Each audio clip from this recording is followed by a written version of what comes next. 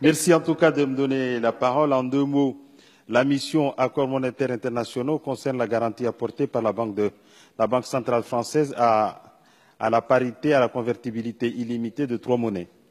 Les imputations budgétaires sont de 0 en autorisation d'engagement et de 0 en crédit de paiement, ce qui signifie que le ministère français du budget estime qu'il n'y a aucun risque de déclenchement de la garantie pour aucun des trois programmes d'ici le 31 décembre 2019. Or, je n'ai trouvé aucune information récente permettant d'apprécier la pertinence de cette analyse zéro risque. Peut-être ai-je mal recherché, mais la mission ne possède ni objectif ni indicateur dans le rapport de performance du PRF 2019 et le dernier compte général de l'État consultable date de 2017. Nous n'avons donc aucune visibilité de l'état des réserves d'échange des banques primaires concernées. Nous pouvons convenir que la gestion collégiale des zones UEMOA et CEMAC limite les risques de gestion hasardeuse et opportuniste de certains États. Nous en avons d'ailleurs eu l'expérience avec la crise de la zone CEMAC de 2017 liée à l'effondrement des réserves d'échange de 2/3 en quelques mois de certaines banques centrales. Néanmoins, en ce qui concerne le franc comorien, il n'y a pas de stabilisateur par la collégialité.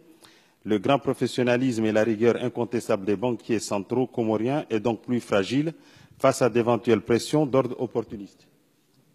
En outre, le dernier rapport consultable du FMI concernant la situation macroéconomique des Comores en date du 1er septembre 2018 fait apparaître d'importantes fragilités concernant les fondamentaux de la politique monétaire comorienne. Or, depuis le rapport du FMI, la situation intérieure des Comores s'est considérablement dégradée. En effet, ce pays traverse la plus grave crise politique qu'il ait connue depuis 2001. La récente dégradation de la gouvernance démocratique et l'état de droit tire vers un retour à l'instabilité constitutionnelle. L'ONU, l'Union africaine et l'Union européenne s'en inquiètent. De plus, la Société nationale des postes et services financiers, qui en est la principale institution financière du réseau des banques secondaires, est en situation de cessation de paiement. Elle nécessite une récapitalisation par l'État comorien à hauteur de 4% du PIB. En outre, les créances douteuses représentent 20% des créances bancaires. Enfin, les importations représentent 40% du PIB.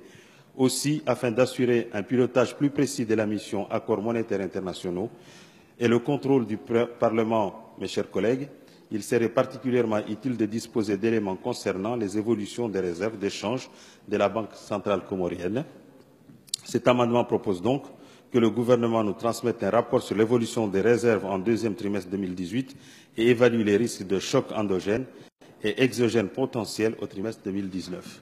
Merci, Monsieur le député. Alors, Monsieur le rapporteur. Oui, merci, Madame la Présidente. Alors, je vais être bref. Le gouverneur de la Banque de France remet au président de l'Assemblée nationale un rapport annuel sur le franc. Il vient de paraître il y a quelques jours, il y a 3 jours. Par conséquent, votre demande de rapport n'est pas nécessaire. Et donc, je propose un avis défavorable.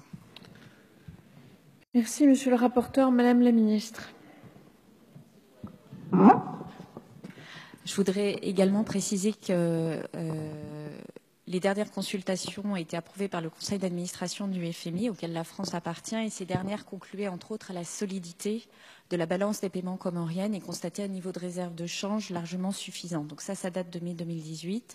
Le surplus de la balance des paiements enregistré en 2017 est venu porter les réserves en devises à 8 mois d'importation, ce qui est très conséquent. Les projections du FMI réalisées à l'été prévoient pour les années à venir une croissance continue du niveau de ces réserves. Quelle que soit l'évolution de la situation politique intervenue à l'automne, celle-ci ne devrait pas affecter en 2019 la situation économique au point de réduire à zéro le niveau des réserves en devises, réserves qui sont soutenues, comme vous le savez, de façon massive et récurrente par les transferts de la diaspora. Donc pour ces raisons, nous pensons disposer d'éléments suffisamment solides que nous vous communiquons là et on vous propose, ce sera un rejet de cet amendement. Merci Madame la Ministre. Monsieur Gabardine. Merci Madame la Présidente.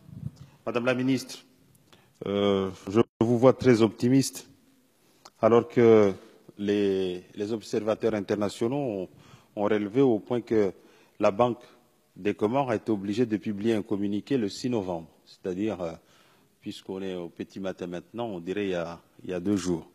Et le communiqué est le suivant. La Banque centrale des Comores informe la population, les institutions financières nationales et internationales que, contrairement à ce qui est affiché par certains sites Internet de convertisseurs de devises, le taux d'échange du franc comorien par rapport à l'euro reste inchangé au taux fixe, ainsi de suite. Ce qui montre qu'il y a une vraie fragilité, de vraies interrogations, et c'est quand même le contribuable français qui apporte sa garantie à tout ça. Donc il serait peut-être souhaitable que nous regardions un peu plus au lieu de le rejeter par un revers de main. Merci, Monsieur le député.